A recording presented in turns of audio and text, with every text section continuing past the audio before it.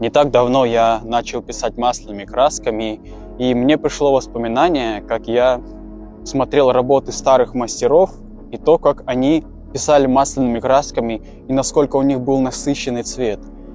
Мало у кого я видел такой насыщенный цвет, будто краску только что нанесли и сфотографировали.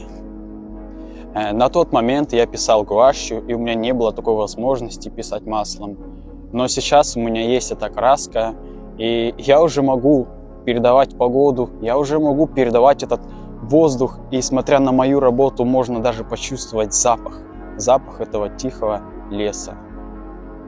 И я сделал вывод: если ты чего-то хочешь, то ты обязательно к этому придешь. Нужно только стремиться